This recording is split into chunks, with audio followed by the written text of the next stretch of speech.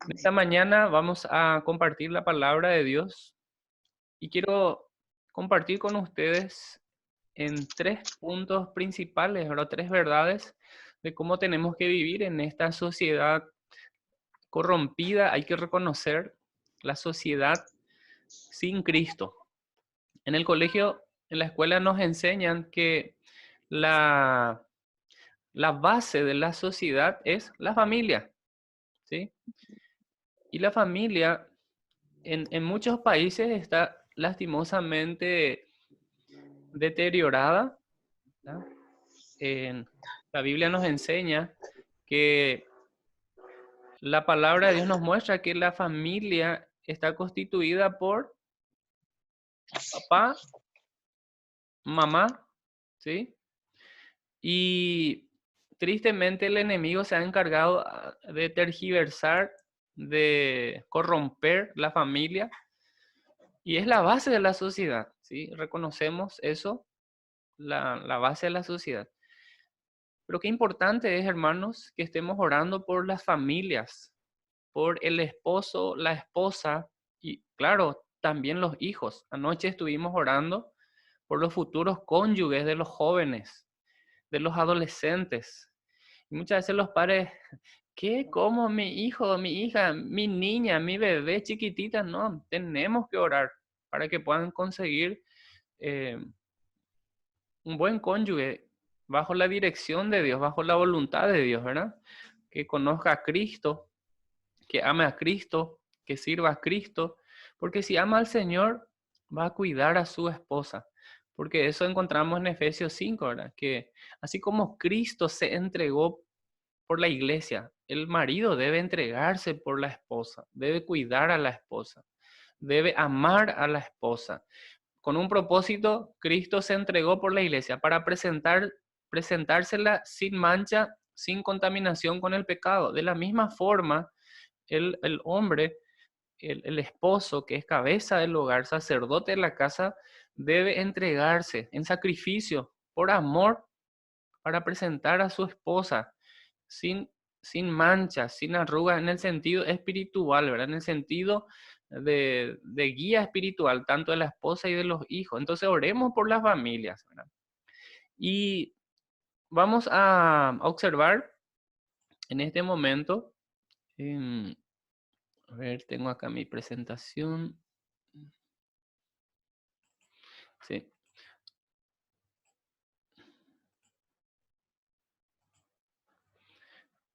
En, esto lo saqué de las redes sociales. Es un médico que muestra un cartel como una introducción. Si me aplaudís por cuidar la vida de las personas en esta emergencia, ¿por qué me condenas cuando quiero salvar la vida de un inocente en gestación?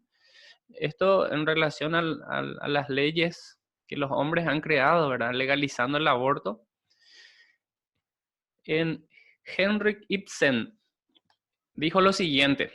Bueno, para empezar, ¿quién es Henry? Es un dramaturgo literario noruego, ya murió en el año 1906, pero tuvo gran influencia en la parte del teatro, la literatura y el teatro simbólico. Él llegó a esta conclusión en su adultez y dijo: he descubierto que las raíces de nuestra vida moral están completamente podridas, que la base de nuestra sociedad está corrompida por la mentira. Ahora, el cristiano encuentra en su Biblia esta verdad y ya esa conclusión a la cual llegó en Henrik lo vemos acá en Romanos 3:23, por cuanto todos pecaron y están destituidos de la gloria de Dios. Hermanos, nosotros hemos perdido esa gloria de Dios.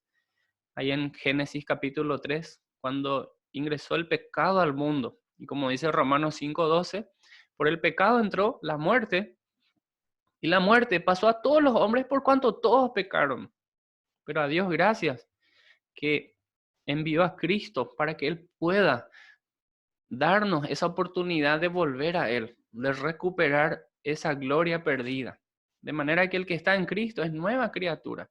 Entonces, mañana como una introducción al tema, cómo vivir en una sociedad corrupta, en una sociedad corrompida, donde todo pasa por bajo la mesa, ¿sí? Donde uno ve en las noticias cómo están utilizando de manera inapropiada los recursos del Estado, ¿verdad? Por eso es importante orar por los gobernantes y la Biblia nos dice que tenemos que orar por las autoridades para que gobiernen bien, ¿sí? Que sean prudentes, que sean sabios, que piensen en el pueblo, ¿sí? No solo en el interés personal, sino en el interés del pueblo. Vamos a ver el primer punto en este momento, cómo vivir diferente en una sociedad corrompida. En el punto 1, la palabra clave es vigilancia. Vivir con vigilancia.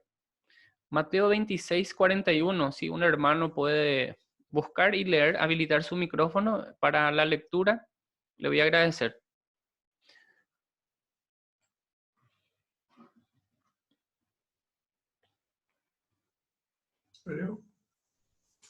Sí. Velad y orad, para que no entréis en tentación. El espíritu a la verdad está dispuesto, pero la carne es débil. Amén. Gracias, hermano. Acá la palabra clave es vigilar, es decir, vivir una vida con vigilancia. Cuando hablamos de vigilancia, a veces nos hace pensar en las cámaras o circuitos cerrados, ¿verdad? Que están instalados en los comercios, en las casas, para estar atentos. Y hay un horario que particularmente los ladrones quieren entrar a las casas, que sería de noche. Pero aunque hoy en día, a plena luz del día, también lo hacen. Jesús está diciendo, velad y orad para que no entréis en tentación. Jesús sabía que nosotros vamos a ser tentados, ¿sí? Y nos dio la manera de cómo permanecer en pie, de cómo vivir diferente a esta sociedad inmoral, a esta sociedad corrompida, ¿sí? La palabra velar, fíjense, viene de estar despierto. Se le atribuye a los vigías, personas que están atentos haciendo la guardia, el centinela de noche, para estar atento como un atalaya. Anteriormente las ciudades estaban amuralladas y arriba en las murallas estaban los centinelas que estaban observando. Y si ellos venían a acercarse al enemigo, tocaban trompeta, avisar al pueblo para que se levante. Pero si el vigía, el centinela, no estaba velando, ¿sí? Los enemigos trepaban la muralla, mataban primero al que estaba velando, el que estaba durmiendo, luego entran, matan a los hombres, eh, secuestran a las mujeres, llevan a los niños, los tesoros, queman la ciudad. Qué importante estar vigilando, ¿sí? De esa palabra vigilar es un término latino, de ahí también viene la palabra vela, que es luz. También aparece la palabra velorio. Y normalmente esto ocurre de noche, ¿verdad? ¿Sí? Un velatorio, estar despierto. Entonces, hermanos, la idea es estar atento constantemente para no entrar en tentación. Lucas 6:12 dice la palabra de Dios, refiriéndose al Señor Jesús. Y esto tiene mucho que ver con la oración, hermanos, ¿sí? En aquellos días, Él, Jesucristo, se fue al monte, ¿para qué? Para orar. Y pasó la noche orando. Si uno lee los evangelios, Lucas 6, va a encontrar que no fue una oración de una sola conexión, no solamente de dos conexiones. Yo estuve leyendo, encontré en tres momentos, orando y pasó la noche orando. Jesús es nuestro modelo de vida. Él pasó la noche orando. Pero me llama la atención en aquellos días. En aquellos días, ¿a qué se refiere en aquellos días? Bueno, mirando un poco antes, Jesús venía de hacer tremenda obra, sanando personas, haciendo milagros, predicando el reino de Dios. Me imagino que estará muy cansado en aquellos días. También se refiere al contexto en el cual era perseguido por los fariseos, los escribas que estaban respirando amenazas, estaban siempre atentos para atrapar, para poner testigos falsos en aquellos días, pero principalmente era el día, la noche antes de ser entregado. En aquellos días me hace pensar en muchos hombres de Dios, mujeres de Dios, que en aquellos días podríamos nosotros incluso contextualizar a nuestra época, que en este tiempo, y decir, en estos días donde hay demasiada preocupación, hay demasiada muerte, demasiados contagios, en aquellos días que también nosotros podamos pasar tiempo orando, vigilando, velando. Entonces, yo puedo vivir diferente teniendo una vida de vigilancia, una vida de comunión, una vida de oración. Y la oración es sinónimo de dependencia. En aquellos días, si estuve anotando, como ejemplo está Jesucristo, nuestro modelo de vida, y mirando en la Biblia, ¿quiénes otros hombres estuvieron orando en aquellos días? Y cuando dicen aquellos días, se refiere a gran prueba, tribulación. Vamos a ver rápidamente. Por ejemplo, en aquellos días, Jesús pasó la noche orando, en medio de pruebas, en medio de dificultades, en medio de diferentes circunstancias contrarias a lo que normalmente quisiéramos tener. Ellos dedicaron tiempo a la oración. Ana, en 1 Samuel 1:10, ella estaba orando, llorando a Dios, porque él estaba, eh, vamos a decir, tentando su rival, burlándose de ella, porque ella era estéril y estaba ella llorando, orando, derramando su corazón ante Dios, porque no podía tener hijos.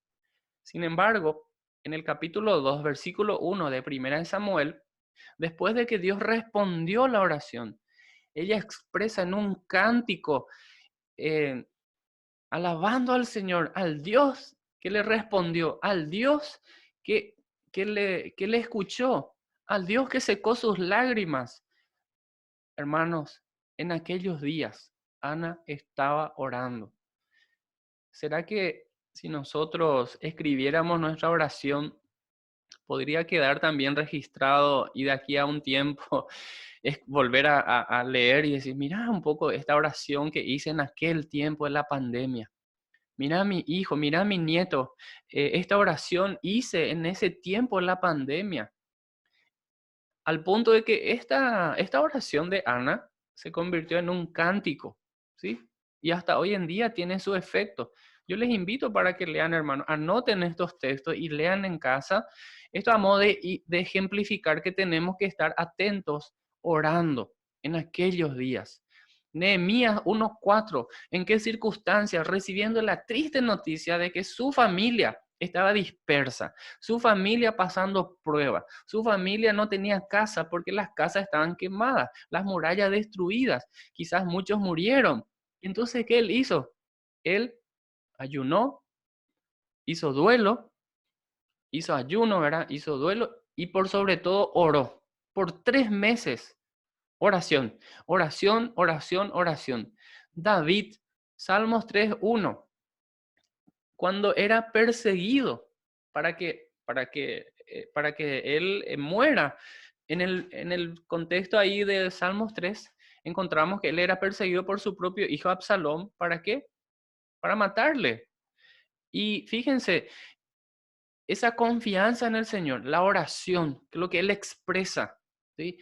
Que él es el Dios que le fortalece, él es su gloria, que levanta su cabeza y no teme porque Dios le acompaña.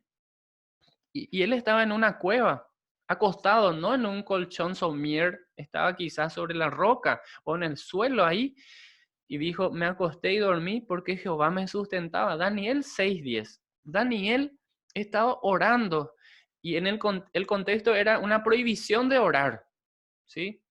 En nuestra situación es una prohibición de congregarnos por causa del virus. Pero esto no nos prohíbe orar, no nos prohíbe leer la Biblia, no nos prohíbe compartir en redes sociales el mensaje del Evangelio y llegar a más personas. Pero Daniel, sabiendo que se había firmado el edicto, en su casa, abriendo las ventanas, las puertas que daban hacia Jerusalén, oraba 3 veces al día, como lo solía hacer antes, en aquellos días, en días de prueba, en días de dificultad, en días de lucha, orar al Señor. Esteban, en el Nuevo Testamento, el primer mártir, hizo una oración mirando al cielo. ¿Y en qué momento? En el momento que recibía piedras, pero no es en sentido figurativo. Realmente le estaban tirando piedra, le estaban matando, tirando piedra, y él elevaba una oración al Señor. Pablo, las cartas que escribió siempre enfatizaban la oración. No ceso de dar gracias por vosotros, orando en todo tiempo, con toda oración y súplica por los santos. Orad sin cesar. La oración es sinónimo de dependencia. ¿Cómo vivir diferente en esta sociedad inmoral, corrompida, corrupta? Tenemos que vivir atentos, tenemos que vivir vigilando. La oración es sinónimo de dependencia, es sinónimo de permanecer en Él. Hermano, 1 Juan 2:6 dice, el que dice que permanece en Él debe andar como Él anduvo. 1 Juan 2:6. ¿Y cómo anduvo el Señor? Estamos viendo acá que Él pasó la noche orando. Te pregunto, hermano, ¿cómo pasás la noche? Querido amigo, querido joven, vos que me estás escuchando, quizás a través de un video, ¿sí? No sé en qué horario, en qué lugar, pero sé que me estás escuchando. ¿Cómo pasás la noche? ¿Orando como Jesús o viendo TikTok, Instagram, Facebook, YouTube? Bueno, ahora está viendo YouTube porque está viendo el video, bien por eso. Chateando, no sé, pero Jesús pasó la noche orando. Momento difícil, momento de pruebas. 2 Corintios 5:17 dice que el que está en Cristo es nueva criatura. Las cosas viejas pasaron, he aquí son hechas nuevas. 1 Pedro 2:21 dice, pues para esto fuisteis llamados, porque también Cristo padeció por nosotros, dejándonos ejemplo. ¿Para qué? Para que sigáis sus pisadas. Quiero preguntarte, hermano, ¿a qué fuimos llamados? ¿A qué fuimos llamados? En este texto dice para seguir las pisadas del Maestro. Podés anotar este pasaje, 1 Pedro 2:21. Y te animo que en la semana puedas leer 1 Pedro, capítulo 1 y capítulo 2. Yo estuve leyendo y encontré mínimamente 20 llamados. ¿A qué nos llama el Señor? Seguir el ejemplo de Cristo, las pisadas del Maestro. Voy a mencionar a modo de ejemplo. Fuimos llamados para obedecer. 1 Pedro 1:2, 1 Pedro 1:14, 1 Pedro 1:22. Y en esos textos encontré claramente que Dios nos llama a obedecer. ¿Sí? Este tema estuvimos viendo en los devocionales diarios. Dios nos llama para recibir la herencia. Dios nos llama para la salvación. Dios nos llama para la santidad. Dios nos llama para el amor fraternal.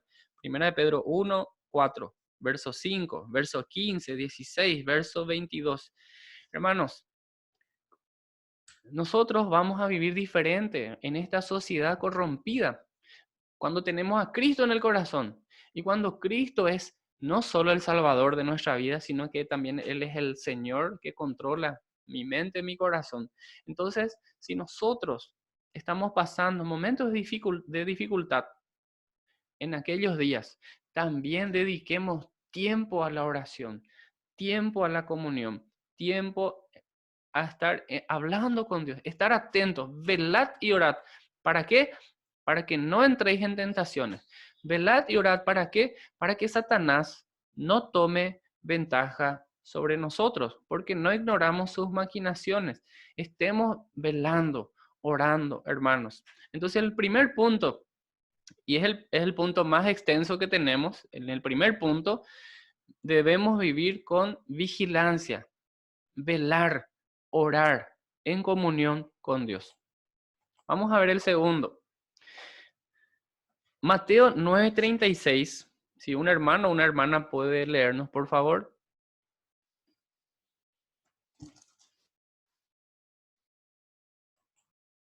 Mateo 9:36.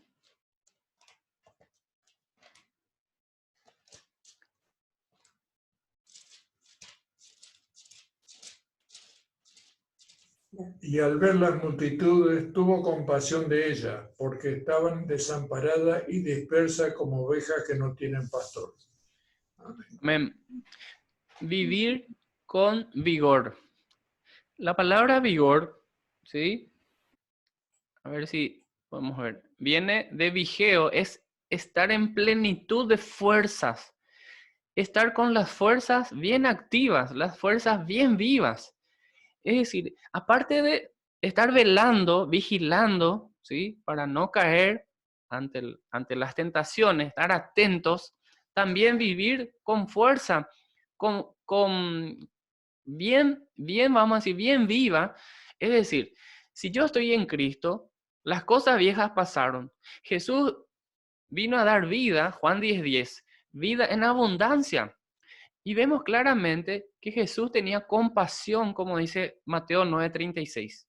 Se compadecía, era movido a misericordia. Y él suplía las necesidades de las personas, sanando al cojo, ¿verdad? Al ciego, perdonando pecados, ¿sí? Suplía las necesidades de las personas, necesidad de pan, necesidad de agua. Él es el pan de vida. Él es el agua de vida, así como le dijo a la mujer samaritana, si bebiere del agua que él le daría, no tendrá sed jamás. Jesús tuvo compasión por los perdidos. Hermanos, que nosotros también tengamos esa compasión y vivir nuestra vida. Si decimos que estamos en Cristo, demostremos. Si decimos que Dios nos ama, demostremos. Si decimos que Dios suple nuestras necesidades, ¿por qué no bendecir a otros? Como lo estamos haciendo como iglesia, como cuerpo de Cristo, bendiciendo. Entonces, en el punto 2, vivir con vigorosidad, es decir, con fuerza, con compasión y ser movido por la misericordia a hacer el bien, así como Jesús lo hacía, bendiciendo. 4 veces aparece la palabra compasión y todas ellas relacionadas a personas con necesidad, personas heridas. El Señor suple la necesidad. Por último, el punto 3 es vivir con valentía. Marcos 11, versículos 15 al 16. Podemos buscar, hermanos.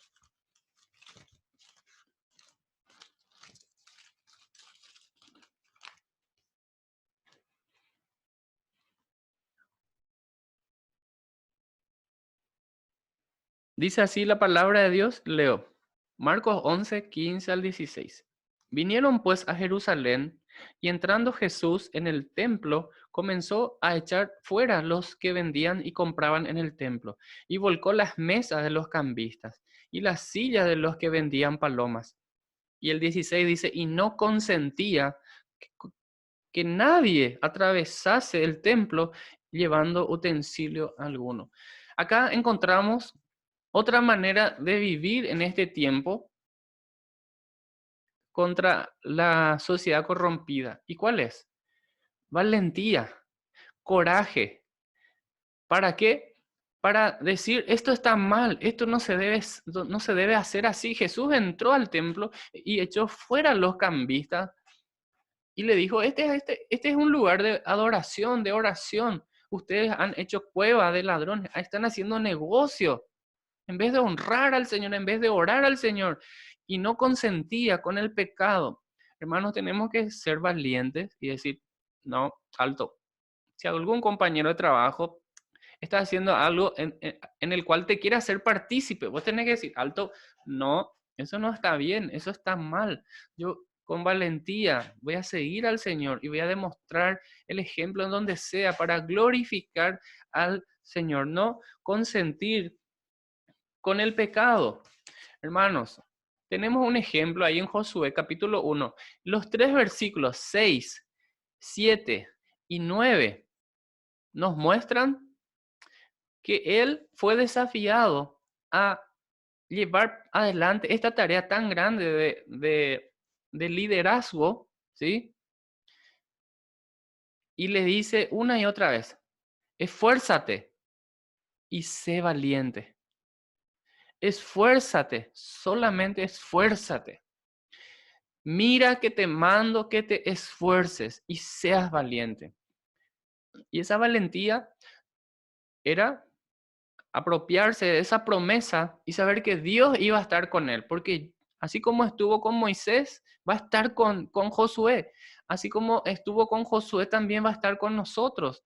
Así que hermanos, en esta mañana, finalizando esto, podemos llegar a esta conclusión.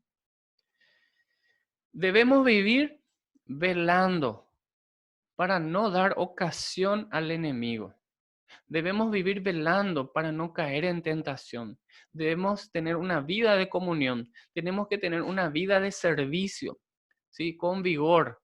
Una vida con valentía, con compasión, supliendo las necesidades, ¿sí? Orar al Señor que Él pueda suplir las necesidades. Debemos vivir con valentía para confrontar lo que esté mal y no debemos consentir con el pecado. Hermanos, que el Señor nos ayude en esta mañana para que podamos vivir realmente conforme a su palabra.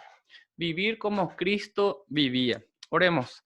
Señor, te damos gracias en esta hermosa mañana por darnos la vida, por darnos la oportunidad de congregarnos de esta manera, alabarte, escuchar tu palabra. Gracias, Señor, porque tú nos muestras claramente que debemos vivir con atención.